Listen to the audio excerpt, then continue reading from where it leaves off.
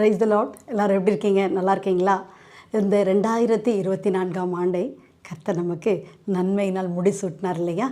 நமக்கு பல நோய்கள்லேருந்து நமக்கு விடுதலை கொடுத்துருக்கார். நம்ம இடுக்கண்கள்லேருந்து நம்மளை காப்பாற்றிருக்கிறார்.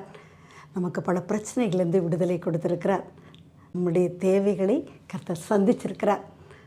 இதற்காக கர்த்தருக்கு நன்றி செலுத்தலாமா? பிதாவாகிய தேவனே உமக்கு ஸ்தோத்திரம் அப்பா. ஏசு ராஜாவே உம்மை துதிக்கிறோம் அப்பா.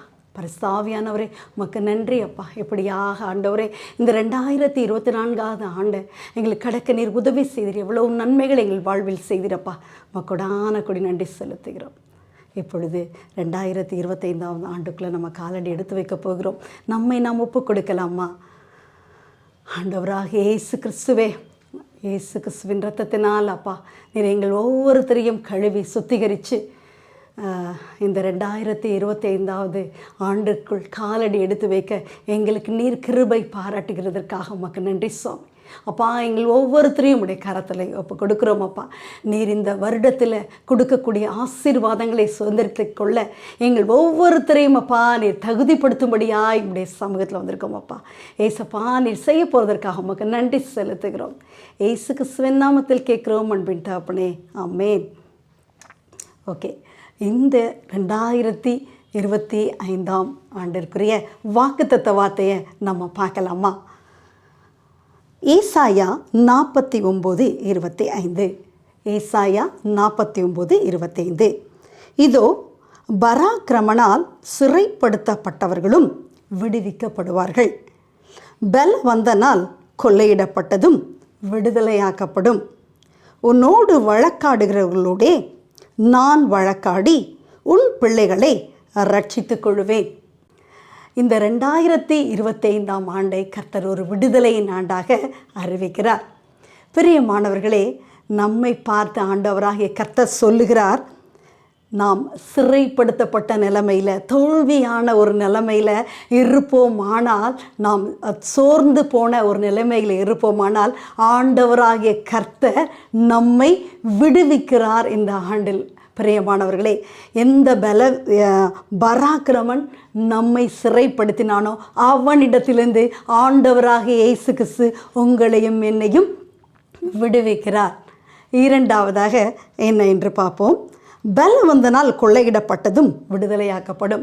நம்முடைய பொருள்களை நாம் இழந்திருக்கலாம், நம்முடைய நம்ம வீடு இழந்திருக்கலாம், நம்முடைய பிஸ்னஸில் நம்ம இழக்கப்பட்டிருக்கலாம், வேலை இல்லாமல் போயிருக்கலாம். நான் இப்படி இருந்தேனே, என்னுடைய நிலைமை இன்றைக்கி ரொம்ப மோசமாக போயிட்டேனே அப்படின்னு சொல்லி கூட ஒரு இழந்த நிலைமையில் இருக்கலாம்.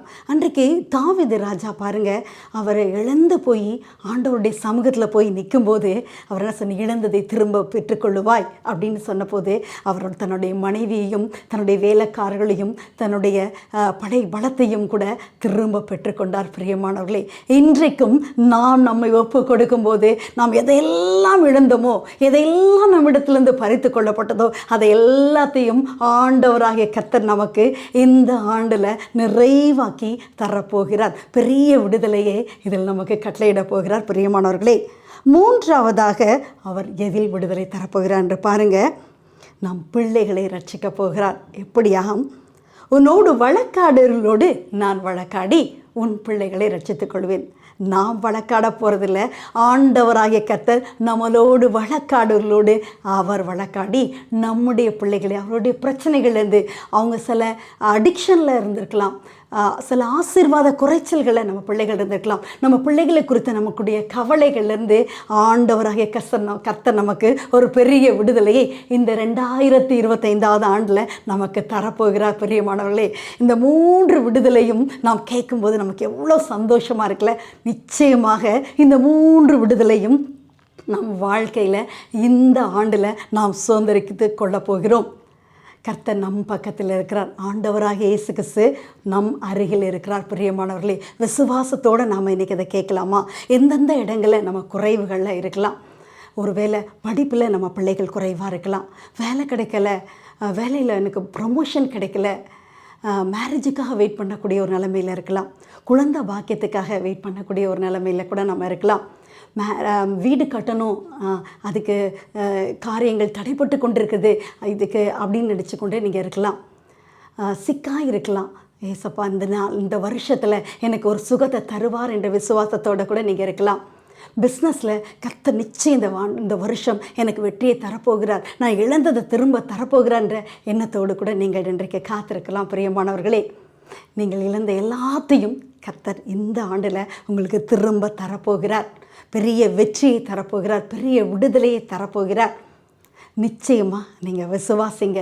உங்கள் வாழ்க்கையில் பெரிய ஒரு ஜெயத்தை இந்த ஆண்டில் நீங்கள் பெற்றுக்கொள்ள போகிறீர்கள். பிரியமானவர்களே, இதற்காக நாம் ஒரு ஜெபம் பண்ணலாமா? என்னோடு கூட சேர்ந்து ஜெபிங்க. எங்களை அதிகமாய் நேசிக்கிற நல்ல தகப்பனே, இந்த நேரத்தில் 2025 ஆண்டுக்குள்ளே காலடி எடுத்து வைத்த எங்களை ஒவ்வொருத்தரையும் உடைய கரத்தில் ஒப்பு கொடுக்குறோம் அப்பா. ஆம் கர்த்தாவே, இந்த பராக்கிரமத்தினால் சிறைப்படுத்தப்பட்ட எங்களை கர்த்தர் நீர் விடுவிக்கிறீர் என்று சொல்லியிருக்கிறீரப்பா. நிச்சயம் அந்த விடுதலையை நாங்கள் பெற்றுக்கொள்ள கர்த்தர் உதவி செய்வீராகப்பா. அதே போல கூட கர்த்தாவே ஏசப்பா, பெல்லம் வந்தனால கொள்ளையிடப்பட்டது, எங்களிடத்தில் எதெல்லாம் கொள்ளையிடப்பட்டதோ, எங்களிடத்தில் எதெல்லாம் பறிக்கப்பட்டதோ அது எல்லாத்தையும் நீங்கள் எங்களுக்கு திரும்ப விடுதலையாக்கி எங்களுக்கு தரப்போகிறதுக்காக உமக்கு கொடான கொடி நன்றி செலுத்துகிறோம் அப்பா. நாங்கள் இழந்ததை பெற்றுக்கொள்றதுக்கு எங்களுக்கு நீர் கிருபை பாராட்டுகிறதுக்காக நன்றி கர்த்தாவே. எங்களுடைய பிள்ளைகளை நீர் ஆசீர்வதிக்கிறதுக்காக, நீர் ரட்சிக்கிறதற்காக, உங்களுடைய நாம மகிமைப்படும்படியாக அவர்கள் இருக்க போகிறதற்காக உமக்கு நன்றி செலுத்துகிறோம் அப்பா. ஏசப்பா, நீர் எல்லாத்தையும் செய்ய போகிறதற்காக உமக்கு நன்றி செலுத்துகிறோம். மீட்பர் இயேசு கிறிஸ்துவின் நாமத்தில் கேட்கிறோம் அன்பின் தகப்பனே. ஆமென். God bless you. Have a blessed year.